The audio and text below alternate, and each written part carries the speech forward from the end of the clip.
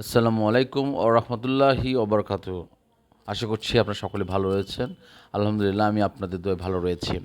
আজকের রবিবারের বাজারের চিত্র একটু তুলে ধরি, এরপর আমরা মূল আলোচনায় চলে যাব। এখন পর্যন্ত আমাদের লেনদেন হয়েছে প্রায় 575 কোটি টাকা এবং সূচক বেড়ে দাঁড়িয়েছে প্রায় 104.05, অর্থাৎ 5,547 পয়েন্টে আমরা দাঁড়িয়ে রয়েছি। গতকাল আমরা যে কথা বলেছিলাম যে রবিবার থেকে আমরা টেক্সটাইল সেক্টরে ট্রেন্ড চলবে, সেই জায়গায় আমরা দেখতে পেয়েছি হ্যাঁ, টেক্সটাইল সেক্টরে ট্রেন্ড চলছে। এখন আমরা বেশ কিছু কোম্পানি নিয়ে আমরা কয়েক সপ্তাহ ধরে আলোচনা করেছি, তার সবগুলোতে আজকে পজিটিভ সাইন দেখতে পাচ্ছি। এটা অত্যন্ত পজিটিভ সাইন। আমি আপনাদেরকে অনুরোধ করেছি এবং আপনাদেরকে যে কথাটা বলেছি যে এখন সময় হলো সংগ্রহ করার, অর্থাৎ কালেকশন করার। তবে যে কোম্পানিগুলো আপনারা দেখতে পাবে যে প্রাইস ফলস করছে, সেগুলো যেগুলো কারেকশান ডে, সেই কোম্পানির সেই দিনগুলোতে আপনার কারেকশান করে নেবেন বা কালেকশান করবেন।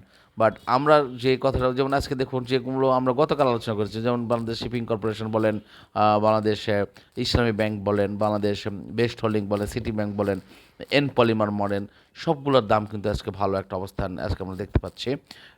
পাশাপাশি সবচেয়ে গুরুত্বপূর্ণ বিষয় হলো যে বাজারের এই অবস্থায় আমরা প্রত্যাশা করেছিলাম গতকাল ভিডিওতে যে 1,200 কোটি টাকা যদি আমরা আজকে বাজার এক্সিট করতে পারি, কিংবা 1,000 কোটি টাকাও যদি আমরা এক্সিট করতে পারি, তাহলে বাজার একটা খুব অনন্য উচ্চতায় যাবে।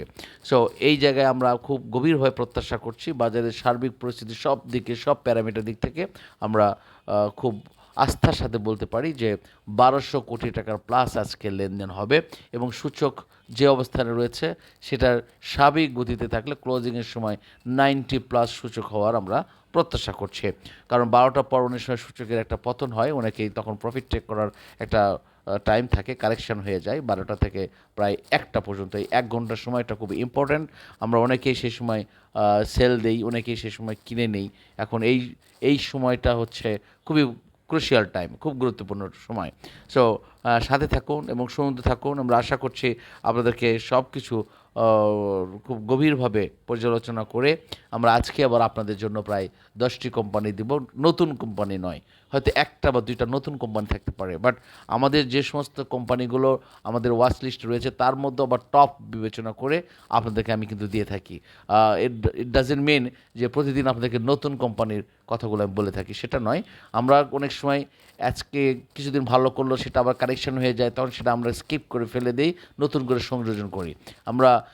এবং আপনাদের কাছে এটা আমার বলা থাকে যে যখন আপনি সংগ্রহ করা বা কালেকশন করার ডিসিশন নেবেন, অবশ্যই সেই কোম্পানির যেদিন কারেকশন ডে, অর্থাৎ যেদিন দরপতন হয়, সেই দিন কিন্তু অল্প অল্প করে আপনাকে কালেকশন করতে হবে।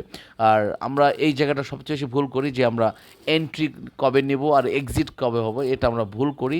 এটা আমরা সঠিক সময় নির্ধারণ করতে পারি না বলে আমরা অনেক সময় ক্ষতিগ্রস্ত হয়ে যাই। সো সেই জায়গা থেকেও আমাদেরকে সঠিক সিদ্ধান্তে আসতে হবে। সো সকলের জন্য শুভকামনা রইল।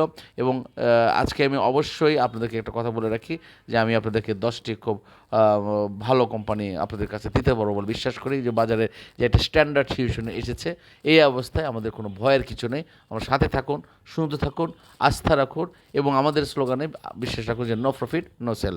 আল্লাহ হাফেজ। আসসালামু আলাইকুম ওয়া রাহমাতুল্লাহি ওয়া বারাকাতুহু।